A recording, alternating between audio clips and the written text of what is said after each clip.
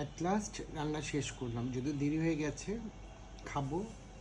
রান্না কী করলাম বললামই তো, মোলনি মাছের এটা মাখা করেছি পেঁয়াজ আর শুকনো ঝাল দিয়ে। এটা হচ্ছে কলমি শাক। কলমি শাকটা কীভাবে করেছি দেখিয়েছি, এটাও দেখিয়েছি, দেখাবো আর কি। আমি ভিডিও করেছি, করব। আর এই সে স্পেশালি আমার চেয়া মাছ। চেয়া মাছটা এবার আমি একটু বেড়ে নেব। একটু ঝোল রেখেছি বললাম, যেহেতু চেয়া মাছটা আমরা একটু বিভিন্ন আইটেমে খাই, বিভিন্নভাবেই খাই। যে কখনো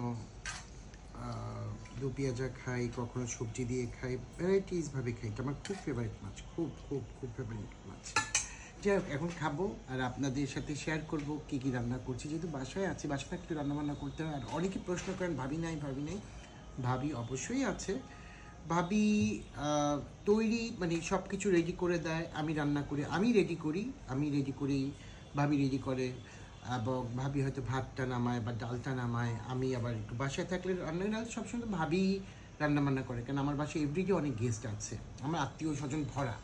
হ্যাঁ, আর আমার বাচ্চারা আছে, আমি বাচ্চাদের নিয়ে একটু খেতে পছন্দ করি, রান্না করতে পছন্দ করি। যাই হোক, সবাই আমার জন্য, আমার বাচ্চাদের জন্য, আমার ওয়াইফের জন্য, আমার ফ্যামিলির সবাইকে অনুরোধ করবো একটু দোয়া করবেন। আর আমি একটু অসুস্থ বলেছি, আমার একটু অ্যালার্জি প্রবলেম আছে, প্রচুর অ্যালার্জির জন্য এই দাগগুলো হয়ে গেছে, এখনও অ্যালার্জি সারছে না।